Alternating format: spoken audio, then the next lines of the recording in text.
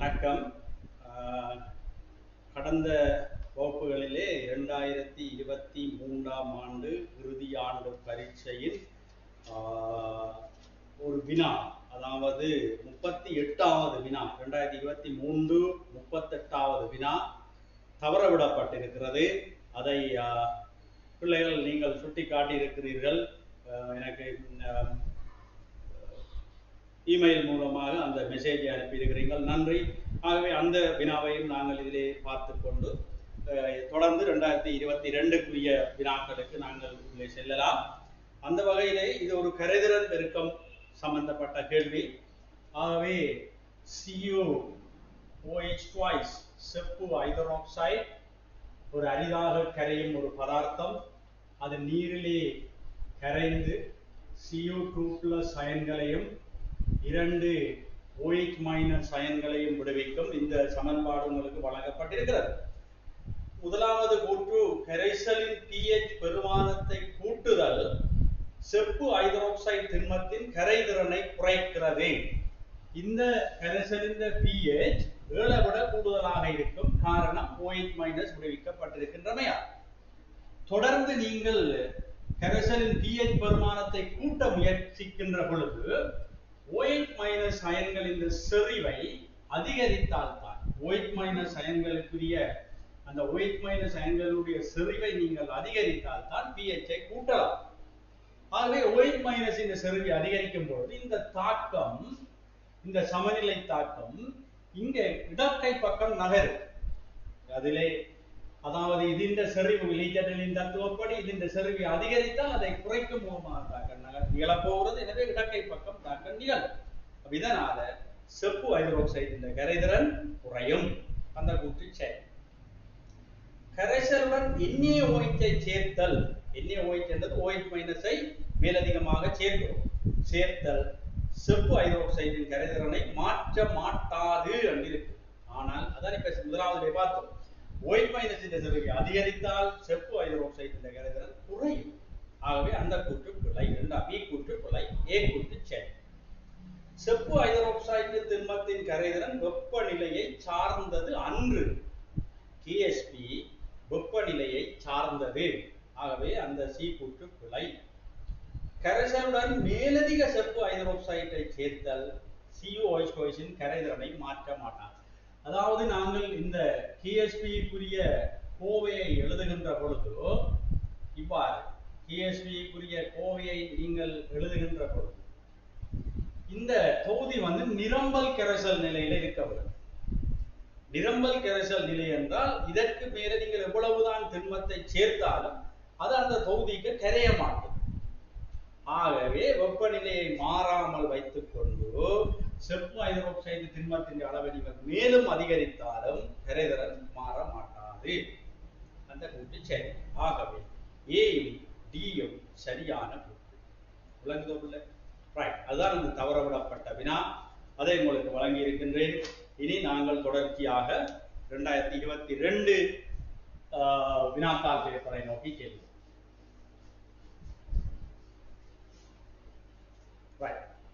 2002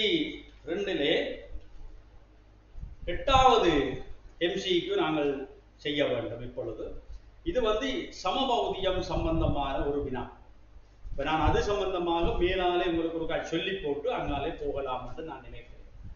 சமபகுதியம் என்பது ஒரே மூலக்கூற்று சூத்திரத்தில் வித்தியாசமான கட்டமைப்புகள் எழுத முடியுமாக இருப்பின் அது சமபகுதியம் ஆகும். ஒரு மூலக்கூற்று சூத்திரத்திற்கு வேறுபட்ட கட்டமைப்புகள் எழுதக்கூடியதாக இருந்தால் அவை சமபகுதியம்.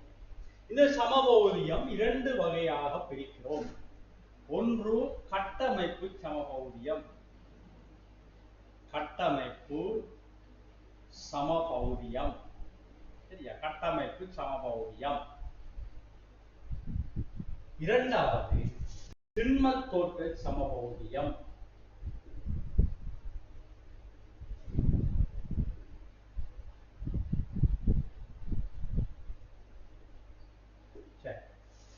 இனி இந்த கட்டமை திண்ம தோற்ற நான் கீழே எழுதுகிறேன் மறைக்கிறபடியா அதை கீழே எழுதுகிறேன் திண்ம தோற்ற சமபகுதி சரியா இந்த கட்டமைப்பு சமபகுதியத்தை நாங்கள் மூன்றாக பிரிக்கிறோம் ஒன்று சங்கிலி சமபகுதியம்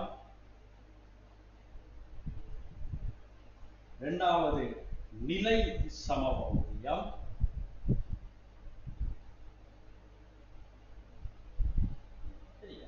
மூன்றாவது தொழிற்படுகூட்ட சமபகுதி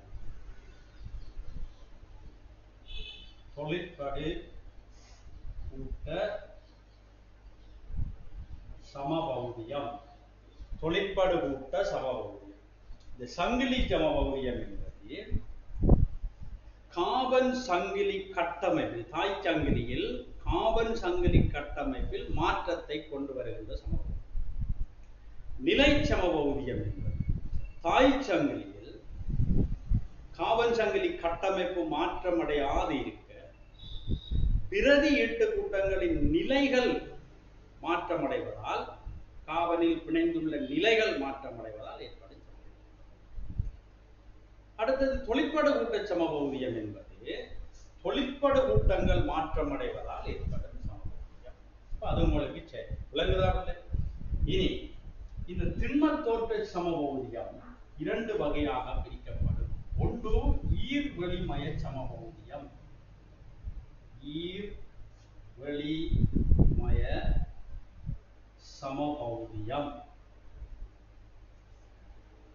சரியா அதாவது இதை நாங்கள் கேத்திர கணித சமபகுதியம் ஒரு வகை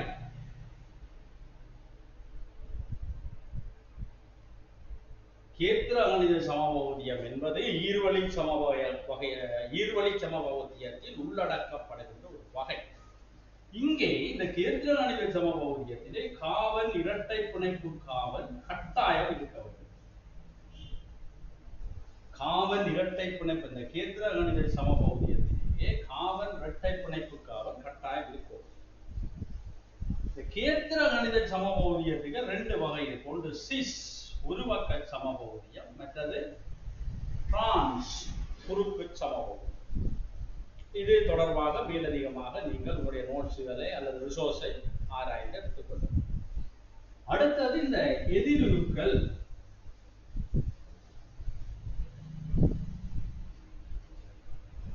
எதிருக்கள் அதை நாங்கள் சொல்வது எதிருக்களை நாங்கள் சொல்வது ஒளியியல் சமபகுதியம்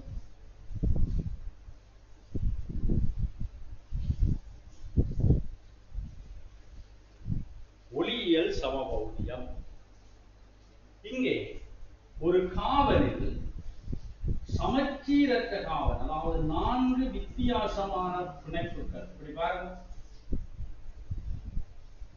இப்படி ஒரு காவலில் 4 வேறுபட்ட பிணைப்புகள் காணப்பட்டால் அது சமச்சீரற்ற காவல் என்று சொல்லுவது அந்த காவலுக்கு ஒரு சிறப்பு பெயர் கைரல் காவல் கைரல் காவல் என்ற ஒரு பெயரும் இருக்கு இது ஒளியியல் பண்பை காட்டும் ஒன்றின் ஆடி பிம்பம் போல் மற்றது காணப்படும் ஒன்று டி சமபகுதி ஸ்மால் டி ஒன்று டி சமபகுதியம் என்றால் மற்றது ஸ்மால் எல் சமபகுதி இதான் சமபகுதியம் தொடர்பான ஒரு வகை நீங்கள் இதுகள் தொடர்பாக இன்னும் வாசித்து சத்தியான விளக்கங்களை நீங்கள் அறிந்து கொள்ளும் சரியாவே இப்ப நாங்கள் கேள்விக்கு வருவோம்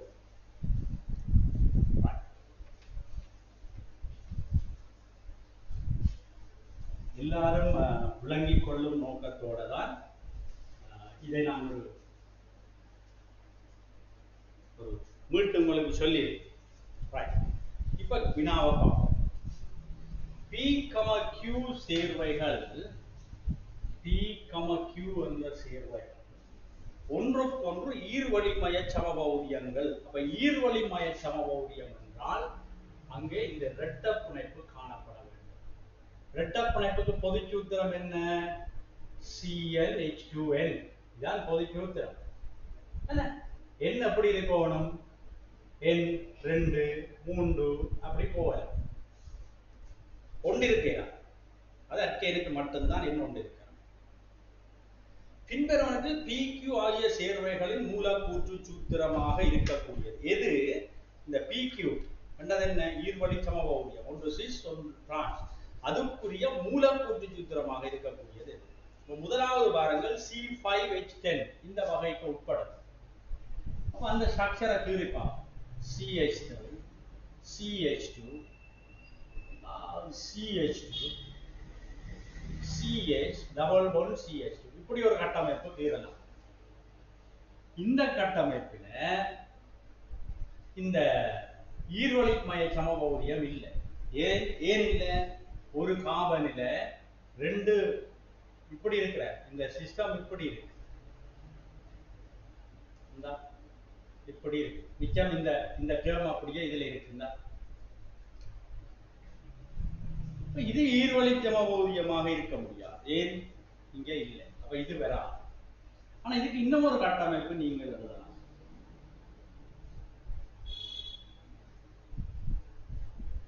இவ்வாறு ஒரு கட்டமைப்பு எழுதலாம்.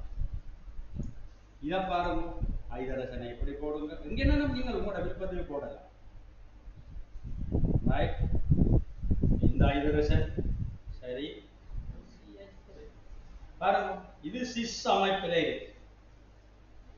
இதை நீங்க மாத்தி பாருங்க.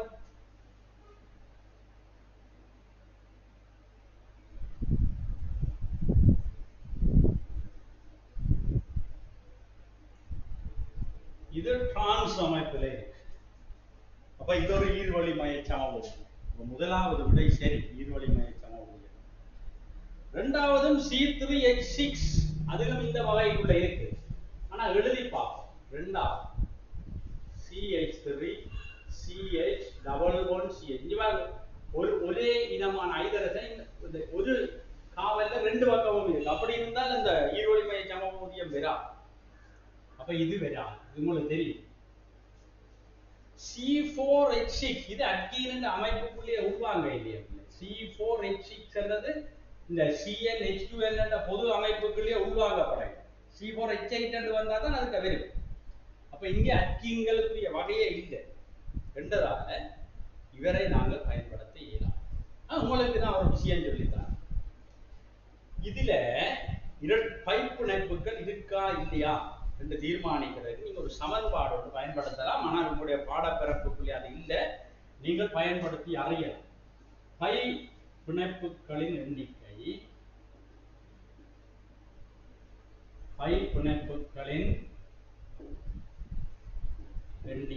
ஒரு சமன்பாடு. 2 கார்பன் சக 2 சய ஐதரசன் அவலத்தின் கீழ் 2 என்ற ஒரு சமன்பாடு. இங்க கார்பன் எண்ணிக்கை எத்தனை? 4. அப்ப 4 தர 2 2 தர 4. ஓகே, சக 2 சய 6 அவலத்தின் கீழ் 2. அப்ப 4 2 எத்தனை உங்களுக்கு? இத பாருங்க, 4 2 8 4 2 8 8 2 10 10ல 6 போனா 4 4 2ஆல பிரிச்சா 2. அப்ப இவருக்கு 2 பைப்பிணைப்புகள் வர போறேன். அப்ப 2 பைப்பிணைப்பை நீங்க எப்படி எழுதலாம்? ஒன்று CH2 double bond 4 carbon CH double bond CH double bond CH இப்படி ஒரு கட்டமைப்பு எழுதலாம். இதுல சிஸ் டிரான்ஸ் வருவதற்குரிய ஸ்ட்ரக்சரே இல்லைன்னா இங்கால டபுள் பாண்ட் வருது. 1 2 ஆன்சர் 2 டபுள் பாண்டுக்குரிய கட்டமைப்பை நீங்கள் எடுத்திருந்தால் இந்த கட்டமைப்பை நீங்கள் எழுதிக்க CH2 double bond C double bond 6 தான் 2 4 1 இது இந்த கட்டமைப்பை நான் எழுதுறேன். CH2 ஒரு டபுள் பாண்டை நீங்கள் இங்க போடுங்க. ரைட், அடுத்து நாங்கள் இப்படி கொடுக்கிறோம் CH, அடுத்தது CH டபுள் பாண்ட் CH2 இப்படி கொடுக்கிறோம். இந்த காமனுக்கு பாருங்கள் 1 2 3 4 இதுல சிஸ் டிரான்ஸ் வர்றதுக்கு சந்தர்ப்பம். ஏன்? இரட்டப்பிணைப்படையில காவல்ல ஒரு காவல்லையே ரெண்டு ஒரே இனமான ஆக்கள். இப்ப இது வெரா, ரைட்? இது வேற ரெண்டு வாய்ப்பிணைப்பு மாற சந்தர்ப்பமாக கொடுக்குறேன்னா நீங்க வேணுமென்னா இப்படி இப்படி கனகட்டமே பொழுதே இல்லை, இப்படி கனகட்டமே பொழுதே இல்லை, இதுகளுக்குள்ள கனகட்டமே பொழுது. ஆனா நீங்கள் எப்படி எழுதி இருந்தாலும் அங்க சிஸ்டான்ஸ் வர்றதுக்குரிய வாய்ப்பு இல்லை. நீங்க இதை வேணும்னா இந்த கட்டமைப்பை வேணும்னா இன்னும் ரெண்டு வாய்ப்பிணைப்பை இப்படியும் காட்டி கொடுக்கலாம், இப்படி காட்டி கொடுக்கலாம் ஒரு சிஸ்டம். இதை வேணும்னாலும் இன்னும் ஒரு சிஸ்டத்தில் எழுதலாம். இப்படி CH2 double bond C double bond C இப்படியும் எழுதலாம். அப்படி எழுதலாம். வா 5 6 காவல் CH2 double bond C double bond 5 6 இல்லை எழுத முடியும். ஆகவே ஒட்டுமொத்தமாக நாங்கள் இப்ப இவருக்கு எழுதி பார்க்கக்கூடிய சேர்வைகள் என்றால் நீங்க அப்படி எழுதி போட்டு போட்டு பாருங்க. வேற ஏதாச்சும் போட்டு பார்க்கலாம், வேற சேர்வைகள் இதுக்கு வரக்கூடிய சாத்தியக்கூறு இருக்குதா அப்படியெல்லாம் பார்க்க பார்த்தா தான் அந்த சிஸ்டான்ஸ் வர்றதுக்குரிய அமைப்பு இருக்கான்னு பார்க்கணும். உண்மையில நாங்கள் இலகுவாக கண்டுபிடிக்கலாம். 4 காவல் இருக்குது, 2 வைப்பிணைப்புகள் வர வேணும். ஆகவே அதை நீங்கள் எப்படிதான் எழுதி பார்த்தாலும் அந்த சிஸ்டான்ஸ் வர்றதுக்குரிய அமைப்பு அங்க இருக்காது. அப்ப அந்த கூற்று தவறான கூற்றுன்னு நீங்க சொல்லலாம். அடுத்தது 4வது பாருங்க, 4வது C4 H10O இருக்கு. இதுக்கும் வேணும்னா நாங்கள் இந்த பைப்பிணைப்புகள் இந்த எண்ணிக்கையை போடுவோம். பைப்பிணைப்புகளின் எண்ணிக்கை அந்த சமன்பாட்டை பாதிக்கிறானே. பைப்பிணைப்புகளின் எண்ணிக்கை என்ன சமன்பாடு? 2 காவல், அப்ப 2 தர காவல் 4 சக 2 சய ஐதரசன் எண்ணிக்கை எத்தனை? 10 அவலத்தின் கீழ் 2. அப்ப எவ்வளவு? 4 2 8 0. அப்ப இங்க பைப்பிணைப்புகளே இல்லை, இந்த சேர்வையில பைப்பிணைப்புகளே இல்லை. ஆகவே அடிப்படையே இல்லை. அப்ப கேத்திர கணிதம் பெறாது. உங்களுக்கு இந்த சமன்பாடு தெரியாது, எழுதி பாருங்க, எழுதி பாருங்க என்னன்னு சேர்வை எழுதி பாருங்க. CH3 CH2 CH2 ஏதாவது ஒரு சேர்வையாச்சும் எழுதுவோம். 3 2 5 2 7 9 10 ஐதரசன், ஒரு ஆக்சிஜன், 4 காவல். இதெல்லாம் ஒற்றைப்பிணைப்பு இல்லையா? இரட்டைப்பிணைப்பு மாறதுக்கு சந்தர்ப்பம் இல்லை. உங்களுக்கு இது இந்த சமன்பாடு தெரியாது, எழுதி பார்க்கலாம். அப்ப அதுவும் வரா. அடுத்தது C4H10. சரியா? C4H10 என்பது அட்கைனுக்குரிய சூத்திரம் தான். C4H10 என்பது அட்கைனுக்குரிய சூத்திரம். அப்ப அதிலும் வரா. விளங்குதா? Cn H2n plus 2 என்பது அட்கைனுக்குரியது. அதான் C4 என்னென்று கறக்கப்பட்டது? H10. அப்ப இது அட்கை, இது வரா. பைப்பிணைப்பு இல்லை, இரட்டைப்பிணைப்பு இல்லை. இரட்டைப்பிணைப்பு பைப்பிணைப்புன்றது எல்லாத்துக்கும் வரும். இரட்டைப்பிணைப்பு காவன் காவன் இரட்டைப்பிணைப்பு. சோ முதலாவது விடை திருத்தமான விடை, அதை நீங்க பார்த்துக்கொள்ளும். அடுத்த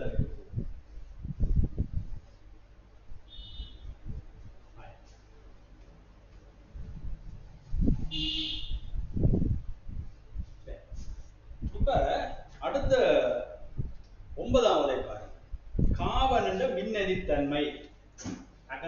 இதுக்கு ஸ்ட்ரக்சர் வரும். ரைட். அதுக்கு அடுத்தது என்ன? காவன்ல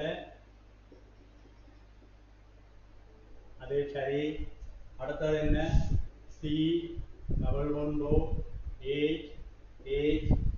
அடுத்தது H C triple bond N. அதுக்கு அடுத்தது NCO minus N triple bond CO minus. இப்ப மின்னெதிர்த்தன்மையை தீர்மானிக்கின்ற காரணி யாருங்க? ஒன்று கலம், இரண்டாவது ஏற்றம்,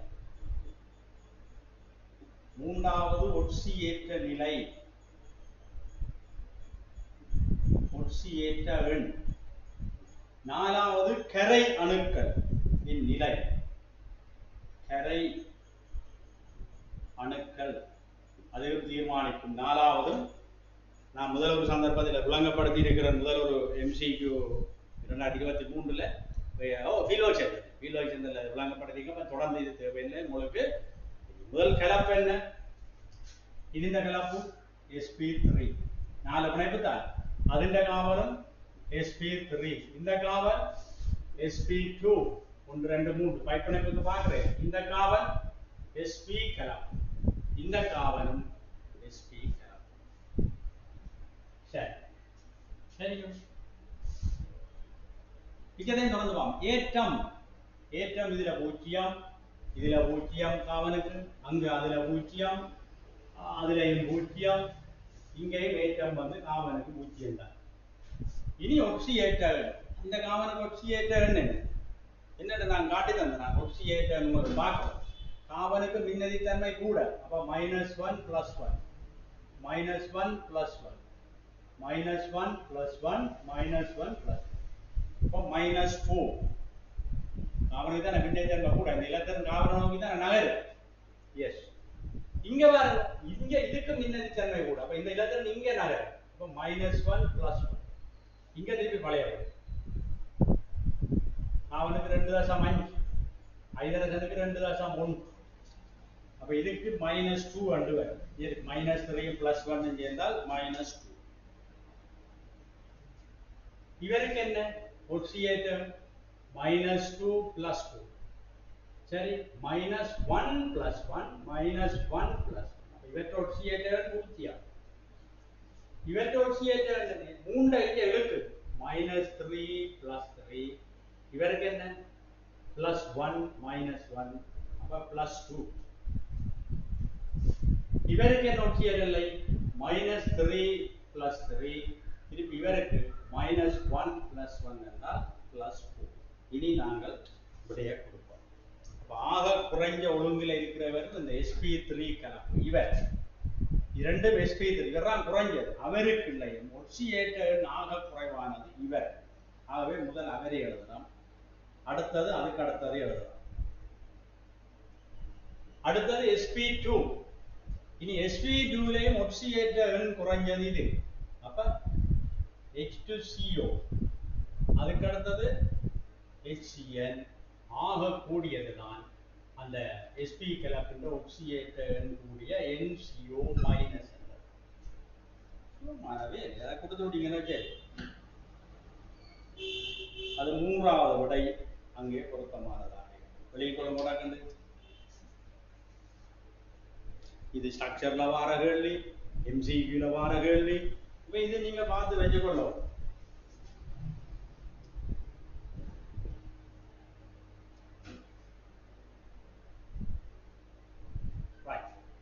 இனி சரியா?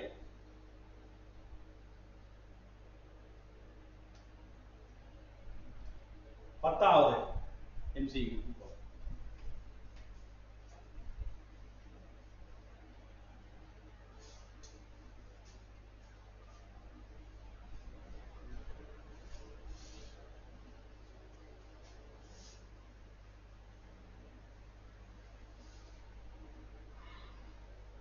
ஒரு சேதன சேர்வை X ஆனது 2,4-DNPH உடன் பரிகரிக்கப்படும். நீங்க எப்படி எழுதணும்? இது ஒரு சேதன சேர்வை X 2,4-DNPH என்றா இந்த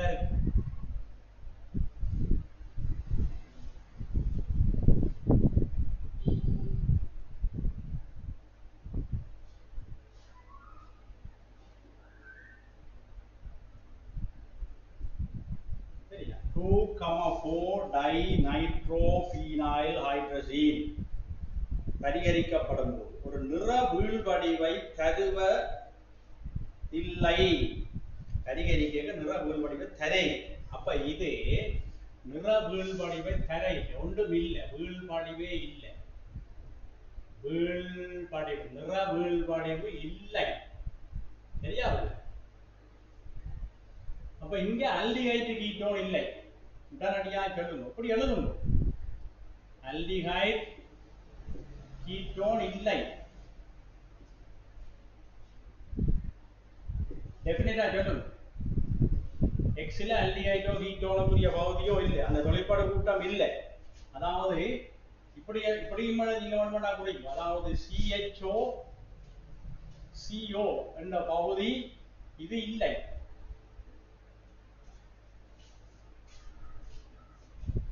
சரியா? அமில K2CR2O7 சேர்வை X ஐ பரிகரிக்கும் போது விளைபொருள் Y உண்டாகும். அப்ப அதை எடுப்போம். அமில K2CR2O7 Y ஐ உண்டாக்குறது. இப்படி நீங்கள் MCQ எழுதுங்க. ரஃப் பேப்பர் எவ்வளவு தருவிருந்தா விளைபொருள் Y24DNPH ஒரு வீழ் வடிவை தருகிறார். இவர் இந்த 24DNPH 24DNPH வீழ் வடிவு தருகிறார். நிற வீழ் வடிவை தருகிறார். இப்ப திருப்பி இங்க வாங்க. இல்ல இந்த ஆல்டிஹைட் என்ன செய்யும் என்றால், CHO என்ற பகுதிக்கு தானே ஆல்டிஹைட். இது H+K2CR2O7 வன்மையாக ஒட்சியேற்றப்படும். இது வன்மையான ஒட்சியேற்றின் கருவி என்ற கார்பாக்சிலிக் அமிலம் தான் பேர். கார்பாக்சிலிக் அமிலம் 2,4-DNPH கூட எடுத்தார். சரி, அதுபடியே கீட்டோன் ஆனா மேலும் ஒட்சியேற்றத்துக்கு உள்ளாகும். சரியோ? அப்ப இந்த ஆல்டிஹைட் கீட்டோன் என்ற பகுதி இல்லைன்னா ஆல்கஹால் தான் இருக்க போறார். ஆல்கஹால் ஒட்சியேற்றத்துக்கு உட்பட போறார். முதல் ஆல்கஹால் ஒட்சியேற்றத்துக்கு உட்பட்டால் கார்பாக்சிலிக் அமிலம் வரும். வளி ஆல்கஹால் வன்னொட்சியேற்றத்துக்கு உட்பட்டா என்ன, மென்னொட்சியேற்றத்துக்கு உட்பட்டா என்ன, கீட்டோன் தான் வரும். அதை வரணும்னா எழுதி காட்டும். இவ்வாறு இப்ப RCH2OH என்ற முதல் ஆல்கஹால் இப்படி H+K2CR2O7 அல்லது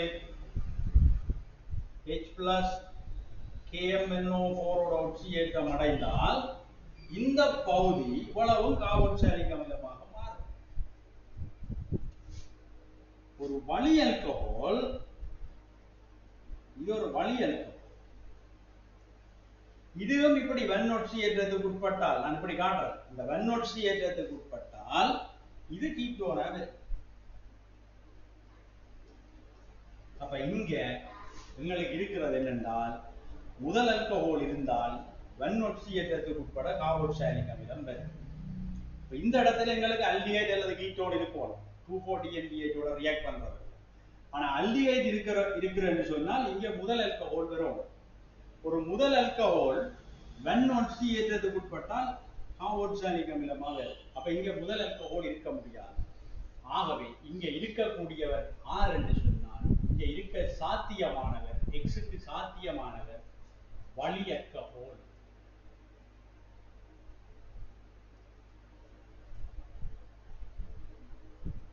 வளி ஆல்கஹால் என்று கண்டுபிடிக்கும். வளி ஆல்கஹால். சரியோ? இனி Y ஆனது நீர் சோடியம் கார்பனேட்டு கரைசலுடன் பரிகரிக்கும் போது, Y வந்து நீர் சோடியம் கார்பனேட்டு கரைசலுடன் பரிகரிக்கும் போது CO2 விடுவிக்கிறது. அப்ப இந்த இவர் Y, இவருக்கு நீங்கள் சோடியம் கார்பனேட்டு கரைசல் சேர்த்தீங்க, CO2 லிபரேட் பண்ணப்படுவதனால் இந்த Yக்கு கார்பாக்சிலிக் அமிலங்களும் இருக்கவும். இந்த Y யார கொண்டிருக்கிறது என்றால் COOH என்ற ஒரு பகுதியையும் கொண்டிருக்கிறது. அதே நேரத்தில் சரியா இப்படி கீட்டோனுக்குரிய ஒரு பகுதியையும் இந்த Y கொண்டிருக்கிறது. இப்ப நாங்கள் அங்க பார்ப்போம். இப்ப எங்களுக்கு தெரியும் முதல் ஆல்கஹால் வன்னொட்சியேற்றத்துக்கு உட்பட்டால் கார்பாக்சிலிக் அமிலம் பெறும். அப்ப எங்களுக்கு இதுக்கு ஒரு கார்பாக்சிலிக் அமிலம் பெறணும். அப்ப இங்க கார்பாக்சிலிக் அமிலம் ஆக இருந்திருக்கலாம் அல்லது முதல் ஆல்கஹாலா இருந்திருக்கும். கார்பாக்சிலிக் அமிலம் வேணும்னா வளி ஆல்கஹாலும் வேணும், இந்த இடத்துல ஒரு முதல் ஆல்கஹாலும் வேணும், அல்லது கார்பாக்சிலிக் அமிலமாகவே இருக்கலாம். ஓகே தேடி பிடிக்கும் காவற்சாலிக்கு அமிலமா இருக்கும் ஒரு இடமும் காவற்சாலிக்கு அமிலமா காணே அப்ப எங்களுக்கு முதல் அல்கஹோலும் வழி அல்கஹோலும் அந்த எக்ஸுக்கு இருந்தாச்சு ஆனா முதலாவதுல அல்லியாய் இருக்கலான்னு சொல்லி போட்ட நீங்க கண்டுட்ட அல்லியரி கீட்டோன் இருக்கலாம் அப்ப முதலாவது கூட வராது இரண்டாவதுல புடையற்கஹோல் இருக்கு அது ஒக்சியேற்றத்துக்கு உள்ளாகாது மூன்றாவது சரி வழி அல்கஹோலும் இருக்கிறது முதல் அல்கஹோலும் இருக்கிறது ஒக்சியேற்றம் அடைந்து முதல் அல்கஹோல் கார்பாக்சிலிக் அமிலமும் வழி அல்கஹோல் கீட்டோனும் தரும் அதான் நீங்க ரெண்டு தேர்வையும் இருக்கு அதுதான் சரியான சரியோ நாலாவதுல ரெண்டும் வழி அல்கஹோலா இருக்கு அப்ப ரெண்டும் கீட்டோனா வரும் அப்ப இந்த ஒக்சியேற்றேக்கு H+Cl போடைக்கு கார்பாக்சிலிக் அமிலம் அதுக்கு வரா சரியோ அப்ப அதுவும் பொருத்தம் இல்லை அஞ்சாவது வழி அல்கஹோல் இருக்குது அப்ப ஒக்சியேற்றேக்கு கீட்டோன் வரும் ஆனா கார்பாக்சிலிக் அமிலம் இல்லை சரியோ ஆகவே அங்க 10வதுக்கு மூன்றாவது விடை பொருத்தமான விடை இப்படி எழுதி பார்த்தீங்கன்னா நீங்க அதை கிளீனா பிடிக்கலாம் ஒரு கரைச்சலம் இல்லாமல் அதை செய்திருக்கலாம் விளங்குதோ ரைட் அடுத்தது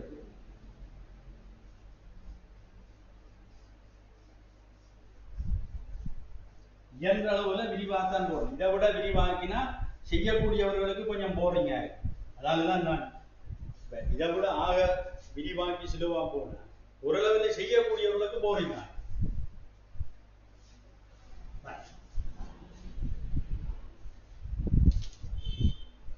500 கெல்வின் 500 கெல்வின் ஒரு மூடிய உரைத்த கொள்கலம் இது ஒரு மூடிய உரைத்த கொள்கலம் இப்படி ஒரு தாக்கம் நடக்குது வாயு இதுவும் ஒரு வாயு இது ஒரு சமநிலை தாக்கம் ரைட் இதுக்கு டெல்டா A சிறிது சேகரம் இது ஒரு புரோப தாக்கம் வெப்பநிலை 750 கெல்வினுக்கு அதிகரிக்கிறோம் வெப்பநிலையை கூட்டினால் சமநிலை மாறிலி Kp மீது ஏற்படும் விளைவு எப்படியாக இருக்கும் என்றதான் கேட்கிறேன் உண்மையா காட்டுறேன் ஒரு புறவெப்ப தாக்கம் வெப்பத்தை வெளிவிடுகிறது வெப்ப சக்தி அப்ப அது ஒரு ஈ ஒரு மெட்டர் ஒரு வெப்பத்தை வெளிவிடுது அது ஈ என்று போடுது வெப்பத்தை வெளிவிடுது ஒரு சக்தியை வெளிவிடுது இப்ப இது எப்படிதான் விளங்கப்படுது ஒரு சக்தியை வெளிவிடுது இப்ப இங்க நாங்கள் இந்த சக்தியை கூட்டி கொடுக்கிறோம் இந்த லீச்சர்லின் தத்துவப்படி இங்கால உள்ள ஒரு தாக்கு பொருளின் அந்த அளவை அதிகரித்தால் தாக்கம் இங்க நகர் இதுதான் அந்த விளக்கம் ஆகவே இங்க வெப்பநிலையை அதிகரித்தீங்கன்னா தாக்கம் இங்க நோக்கி நகர் பித்தி செய்யல நகர் அதை விளங்கிக் கொண்டு அமுக்கம் மாறுவதில்லை ஆகையால் Kp மாறுவதில்லை இல்ல Kp Kc வெப்பநிலையில தாங்கி அப்ப மாறா அமுக்கத்தில வெப்பநிலையை மாற்றினால் சமநிலை மாறும் முன்முக தாக்கத்தின் ஏவல் சக்தி குறையாது ஏவல் சக்தி குறைவான மாற்று பாதை தான் பெற முடிய ஏவல் சக்தி குறையாது அப்ப அந்த கூட்டு ஸ்டேட்மெண்டே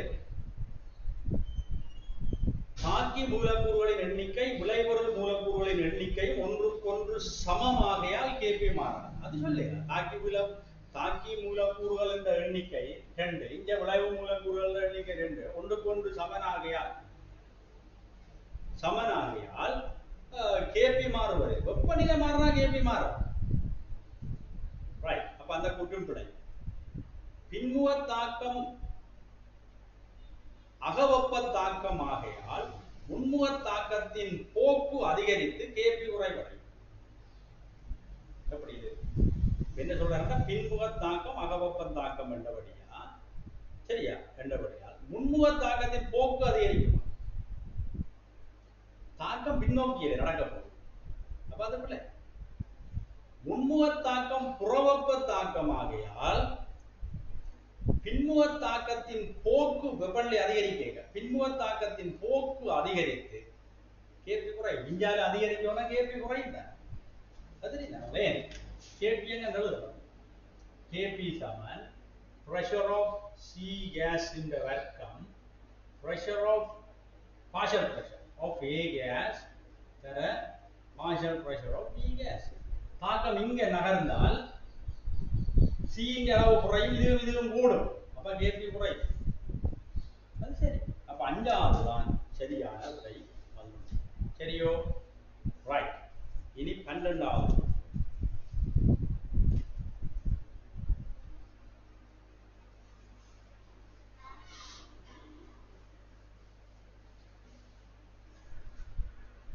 சரி, கவனி. தரப்பட்டதொரு வெப்பநிலையில் ஒரு தாக்கம் தந்திருக்க x equals y equals z equals என்ற ஒரு தாக்கம் தரப்பட்டது. இதற்கான ஒரு தொடக்க வீதம் அளக்கும் பரிசோதனையின் விவரங்கள் 2 பரிசோதனைகள் தரப்பட்டது. அப்ப நாங்கள் இருக்கிறது r நேர்விகித சமன் தாக்கி x ஏகோசினுடைய செறிவு x சார்பான தாக்க வரிசையை சொல்ற முதலாம் தாக்க வரிசை, அடுத்தது y சார்பான தாக்க வரிசை இரண்டாம் தாக்க வரிசை என்று சொல்றேன். அப்ப முதலாவது தாக்க வீதம் r நேர்விகித சமன் x வந்து 0.40 mole decimetre minus 3, y 0.10 mole decimetre minus 3 வர்க்கம். இது ஒன்று.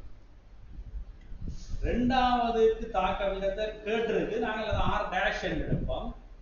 செறிவு 0.20 மோல் டெசிமீட்டர் மைனஸ் 3, அதுவும் 0.20 மோல் டெசிமீட்டர் மைனஸ் 3 வர்க்கம். இது இரண்டாவது. இரண்டு உண்டான பிரியுங்க என்ன வரும்?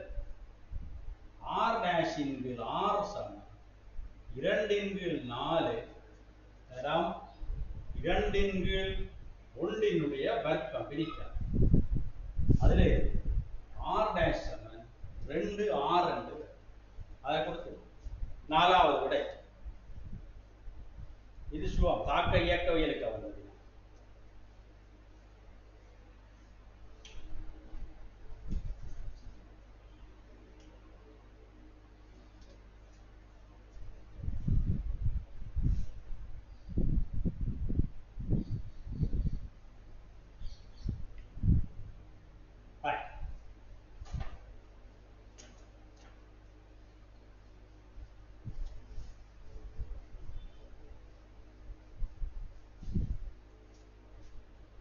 கவனி.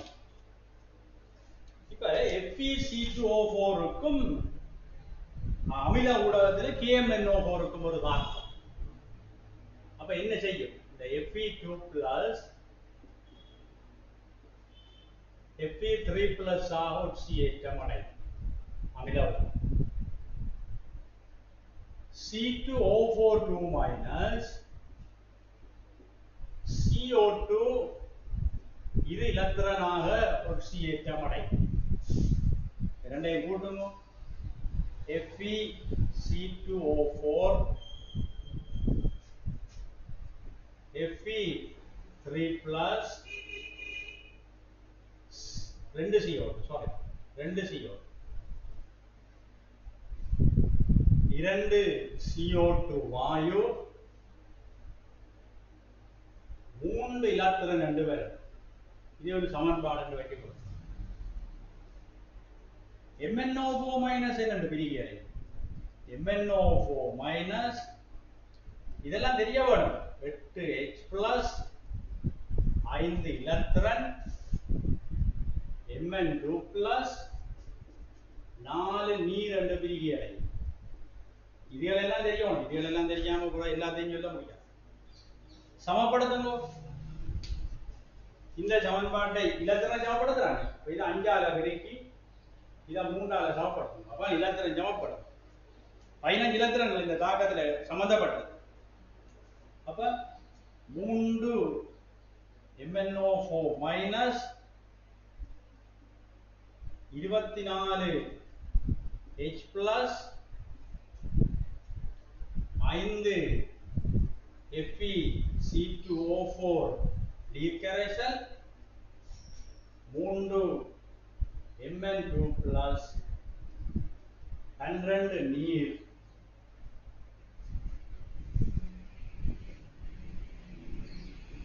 5 Fe3 plus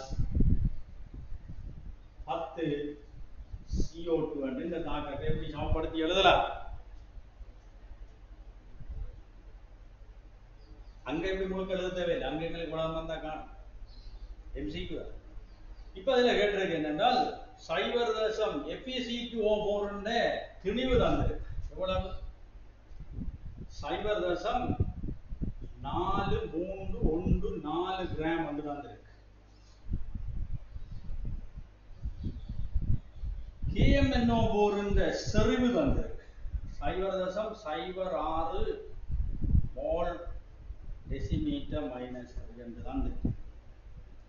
முடிவு புள்ளியில் அளவி வாசிப்பு எவ்வளவு என்று கேட்டு என்னத்தான் நியமிக்க KMnO4 அப்ப இவற்ற கனளவு தான் கேட்க முடிவு புள்ளியில அளவை வாசிப்பான இவற்ற கனளவு. நீங்க முதல் இதுண்ட மூலக்கான FeC2O4 மூலக்கான 0.4314 திணிவின் மூலத்திணிவு தான்.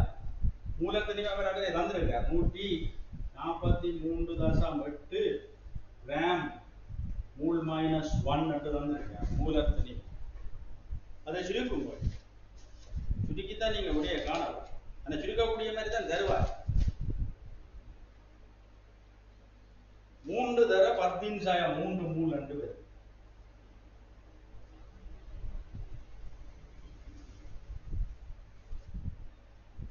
சரி, சுருக்கினீங்க 3 தர 10⁻³ மூல் என்று வரும். இதுல இருந்து MnO4 மைனஸ் இந்த மூலக்கான அதோட இது 5 மூலன்னா இது 3 மூல், இது 1 மூலன்னா 3/5 தர அதுல மூல 3 தர 10⁻³ மூல் என்று வரும். 9/5 1.8 10⁻³ மூல் என்று வரும். இதான் MnO4 மைனஸ் இந்த மூல். இனி என்ன C = N/V. அப்ப என்ன கனளவு மூலின் கீழ் செறிவு 1.8 தர 10⁻³ மூலின் என்ன செறிவு 0.06 மோல் டெசிமீட்டர் மைனஸ் 3 என்று வரும். இதை சுருக்குங்க எவ்வளவு வரும்? சுருக்கி எடுத்தீங்க 3 தர 10⁻² டெசிமீட்டர் கனம் என்று வரும். அப்ப எத்தனை மீட்டர் சென்டிமீட்டர் 1000 இருக்கு.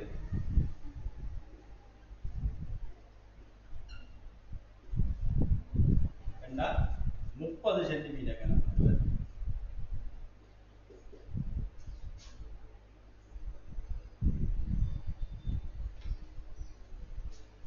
சரியோ?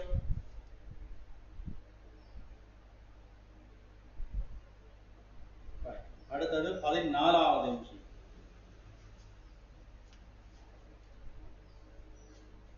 எழுது.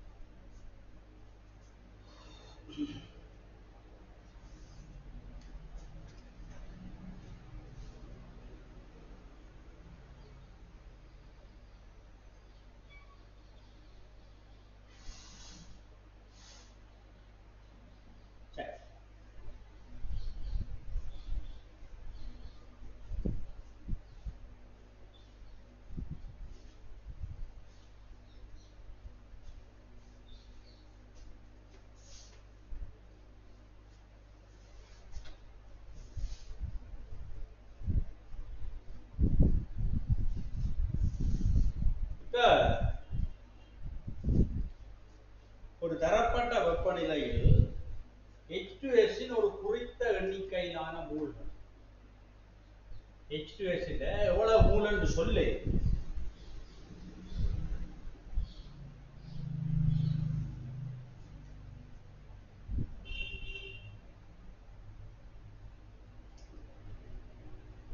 எல்லாமே வாய்ப்பு.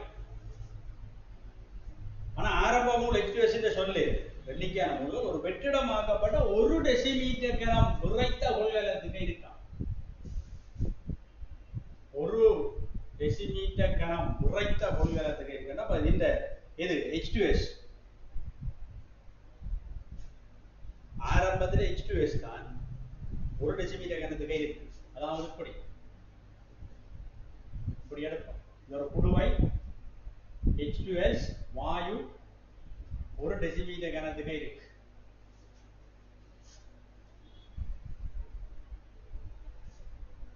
தொகுதி கீழே காட்டப்பட்ட மாதிரி இப்படி சமநிலையும் அடையப்பட்டிருக்கு. சமநிலையில் H2S இன் ஒரு குறித்த பின்னம் X கூட்ட பிரிகடைந்து H2S இன் ஒரு குறித்த அளவு கூட்ட பிரிகடைந்து. இப்ப என்ன நடக்குது சொல்லுங்க. H2S இன் ஆரம்ப மூல் போல தெரியும். என்ன சொல்றோம் இங்க பாருங்க, வெப்பமும் அமுக்கமும் மாற இல்லை. குறித்த வெப்ப அமுக்கம் அதை பற்றி வெப்ப அமுக்கம் அதை பற்றி கதை கேட்டா மாற. இப்ப அவகாதரோவின் விதி என்ன செய்யுது? குறித்த வெப்ப அமுக்கத்தில வாயுக்களின் கன அளவு மூலக்கூறுகள் எண்ணிக்கைக்கு நேர்வீத சமம். மூலக்கூறுகள் என்ற எண்ணிக்கை மூல எண்ணிக்கைக்கு நேர்வீத சமம். அவகாதரோவில் மாறும். ஆகவே நாங்கள் சொல்றோம் கன அளவு மூலுக்கு நேர்வீத சமம். வெப்ப அமுக்கமும் வெப்பநிலையும் மாறாது. அப்ப இங்க உங்களுக்கு என்ன தகவல் தந்திருந்தவர்? 1 டெசிமீட்டர் கனம் தானே H2S இருக்கு சரியோ? அப்ப மூல் கனளவுக்கு நேர்வீத சமன் என்றால் கனளவு ஒரு அலகு என்றால் மூலும் ஒரு அலகு தான். ஆகவேதான் நாங்கள் இதை என்ன செய்யலாம், ஆரம்ப மூல் 1 எடுத்தோம். கனளவா தான் 1 டெசிமீட்டர். ஆரம்பத்தில் இவர் இல்லை. இனி மாற்றம் எவ்வளவு பிரிகை அடைஞ்சிருக்காம்? H2S இந்த X பிரிகை அடைஞ்சிருக்கு. அப்ப -X. இங்க ஈசமானம் 1:1. அங்க X உருவாகும். இங்க அதுக்கு அரைவாசி X/2 மூல் உருவாகும். இப்ப சமநிலையில் எப்படி இருக்கு? 1 - X mol, இது X mol, இது X/2 mol என்று வருது. என்ன கேட்டது உங்களுக்கு? KP-க்கான கோவையோடு ஐதரசன் வாயுவினுடைய பகுதி அமுக்கத்தின் வர்க்கம் H2 இந்த வாயு பகுதி அமுக்கம் H2S வாயுவினுடைய பகுதி அமுக்கத்தினுடைய வர்க்கம். இப்ப இதை போடுங்க. ஐதரசனுக்கு இனி பகுதி அமுக்கம் காணலாம். பகுதி அமுக்கம் காண்றது என்றால் ஒரு ஆள் இந்த பகுதி அமுக்கம் என்ன எழுதுறோம். இப்ப ஐதரசன் பகுதி அமுக்கம் என்றால் ஐதரசன் மூல் பின்னந்தர மொத்த அமுக்கம். ஐதரசன் மூல் பின்னம் என்றால் ஐதரசன் மூலின் கீழ் மொத்த மூலை காண்போம். இதை கூட்டுங்க. டோட்டல் மூல் எவ்வளவு என்று காண்போம். எவ்வளவு இல்லை மொத்த மூல் 1 - இதை கேன்சல் பண்ணினால் 1 + X/2 இதான் மொத்த மூல். சரி ரைட். ஐதரசன் பகுதி அமுக்கம் என்றால் ஐதரசன் மூல் பின்னம் X இன் கீழ் 1 + X/2 இந்த வர்க்கம் into P total. மொத்த அமுக்கத்தை P total என்று எடுப்போம். மொத்த அமுக்கத்தை P total என்று நாங்கள் எடுப்போம். தந்திருக்கிறாரா மொத்த அமுக்கம்? P என்று தந்திருக்கிறார். சரிதானே? மொத்த அமுக்கம் P. அப்ப P total அல்ல P என்றே போடுவோம். சரி. தர இவரின் மூல் பின்னம் X இன் கீழ் 2 இன் கீழ் மொத்த மூல் 1 சக X இன் கீழ் 2 P அவலத்தின் கீழ் இங்கே இருக்கு. 1 சக எக்ஸின் கீழ் 1 சக எக்ஸின் கீழ் 2 வர்க்கம். இதை சுருக்கு. என்னன்னு சுருக்கு? இங்க பாருங்க. இந்த x/2 இந்த வர்க்கம் x/2 இந்த வர்க்கம் வெட்டப்படும். அந்த p மொத்தம் p தான் இது. into p. நான் எப்படி போடுவோம்? அப்ப இங்கேயும் இந்த p வர்க்கம் எல்லாம் வெட்டப்படும். அப்ப மிஞ்சிறது என்ன இல்ல? இதுல ஒரு x வர்க்கம் மிஞ்சும். சரி. x வர்க்கம் இங்க ஒரு இதெல்லாம் இது கேன்சல் பண்ணப்படும். இது இந்த 2 இங்க கீழே வரும். into x வரும். கீழே என்ன வரும்? அதை நீங்கள் சுருக்கி எழுதுறீங்க. இதை எப்படி எழுதலாம்? 2 சக x இன் கீழ் 2. அப்ப அந்த 2 வெட்டலாம். அப்ப x இன் கீழ் 1 சக x முழுவதின் வர்க்கம் 2 சக x என்று வரும். இத கோமசி எடுத்தா 2 சக x, இந்த 2 அந்த 2 கேன்சல் ஆகும். இந்த p அப்படியே வரும். உங்களுக்கு மொத்த அந்த இறுதி விடை எப்படி வரும்? x கனம் p இன் கீழ் 1 சக x இந்த வர்க்கம். தெரியுதா? மறைக்குதானே? அங்காலே எழுதுறேன்னா இந்த மொத்த விடையை நான் இதில் எழுதுறேன். kp சமன் x கனம் p இன் கீழ் 1 சக x இந்த வர்க்கம் இங்க 2 சக x என்று. மூன்றாவது விடை இருக்கு பாருங்க. மூன்றாவது விடை பொருத்தமான விடை. சரியா? மூன்றாவது விடை பொருத்தமான 15. அதோட இன்னும் ஒரே வினா. இப்ப இங்க என்னன்னா இதை கண்டுபிடிக்கிறதா இருந்துச்சு. ஒன்று கண்டுபிடிச்சதா விஷயம். இந்த அவகாதரோவின் விதி. அவகாதரோவின் விதி.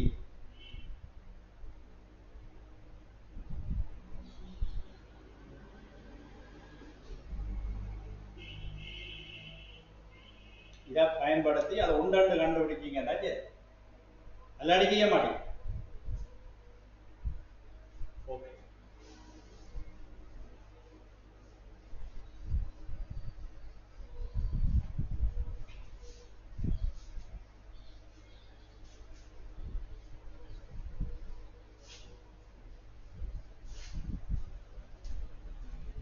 இப்ப உங்களுக்கு அருகிலே ஒரு நீங்க அந்த படத்தை பார்த்து கொள்ளுங்கோ. அந்த படம் உங்களுக்கு அங்க வழங்கப்பட்டிருக்கிறது. கிட்டத்தட்ட நான் கருமட்டா கூறக்கூடியதா இருக்கும். நீங்கள்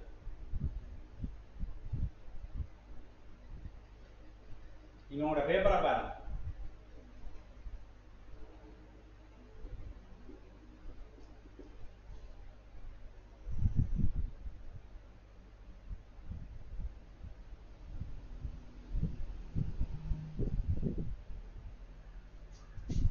மூலக்கணக்கு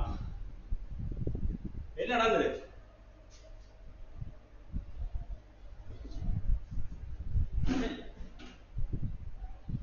கிட்டத்தட்ட 8ல இருந்து ஒரு 11 வரை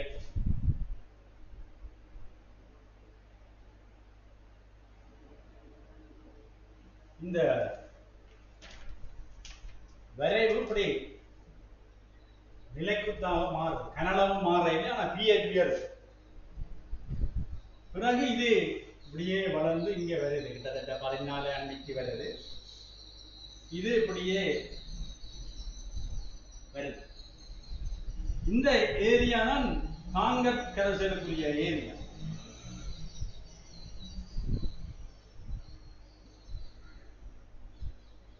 காங்கட் கரைசல் பஃபர். காங்கட் கரைசல்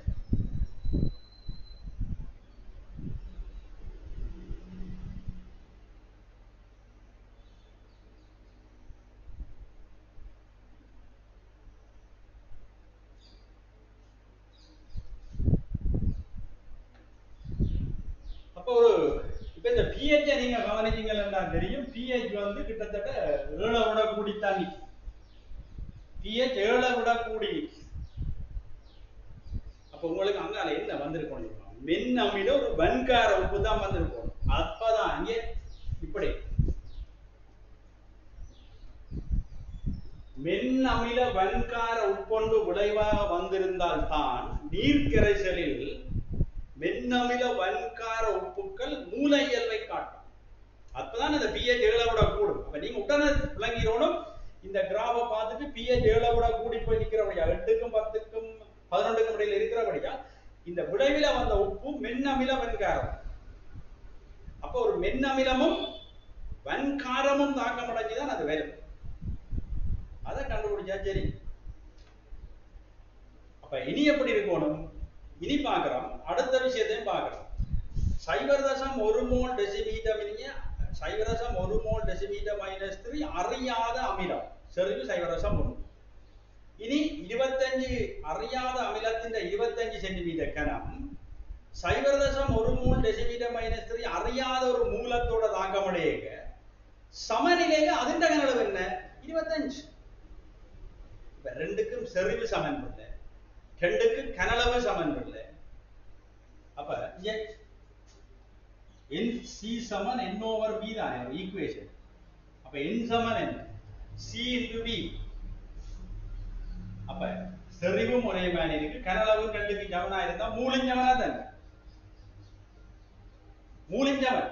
அப்ப இந்த தாக்கம் 1:1 ரியாக்ஷன், 1:1 ஈசமானம் 1:1 நடக்கும். ஆகவே அஞ்சாவது பாருங்க, ஒரு மூல மென் அமிலம் சும்மா எடுப்போம். இப்படி ஒரு மூல மென் அமிலம் HA இதானே, ஒரு மூல மென் அமிலமும் ஒரு மூல வன்மூலம் என்ன சும்மா தாக்கமடைந்தால் என்ன வரும்? NaAயும் நீரும் வரும். யோசி வன்கார மென்னமில உப்பு வந்துச்சு நீர்க்கரைசல்ல மூல இயல்பை காட்டும். இது சின்ன விஷயம். அப்ப அது அஞ்சாவது விடைதான் திருத்தமான விடை. கன விஷயத்தை ஆராய்ச்சிங்க. முதலாவது பிடிச்சிங்க pH 8க்கும் 11க்கும் இருக்கிறபடியால் இது 7 விட கூடி இருக்கு. அப்ப கட்டாயம் ஒரு மென்னமில வன்கார உப்பாக விளைவிலே இருந்திருக்கும். முடிவுக்குரிய அதை தீர்மானம். இனி ஒரு மூலமா இரு மூலமா மும்மூலமா என்று பார்க்கறதுக்கு ரெண்டுக்கும் செறிவு சமன் கனளவும் சமன். அப்ப வீசமானம் 1:1 என்றா ஒரே மாதிரி தான் இருக்கும். ரெண்டும் இருமூலம் இருமூலமா இருக்கணும், ஒரு மூலம். ஆகவே இது ஒரு மூல அமிலம் இங்கே தரப்பட்டிருக்கு. அப்ப நாங்கள் அதை சரியான விடை அஞ்சாவது. சரியோ? ரைட். இனி 16ல இருந்து நாங்கள் அடுத்த வகுப்புல பார்ப்போம். மீண்டும் மீண்டும் நீங்கள் பயிற்சியை தொடர்ந்து செய்ய வேணும் பிள்ளைகள். அப்பதான் இதுல நீங்கள் ஒரு வினைத்திறனான அவுட்புட் வெளியிட கொண்டு வரலாம். ரைட். இதை நீங்கள் பிடிச்சிருந்தால் ஏனையவர்களுக்கும் நீங்கள் இதை ஷேர் பண்ணுங்க. நீங்கள் ஏனையவருக்கும் அதை ஷேர் பண்ணி இதை மோட்டிவேட் பண்ணினால் நாம் இன்னும் கொஞ்சம் உற்சாகத்துடன் இதில் ஒர்க் பண்ணலாம். மற்றவர்களுக்கும் ஷேர் பண்ணி இதை சப்ஸ்கிரைப் பண்ண சொல்லுங்க. அப்ப இது எனக்கு இவ்வாறு நீங்கள் செய்கின்ற பொழுது எங்களையும் கொஞ்சம் ஊக்கம்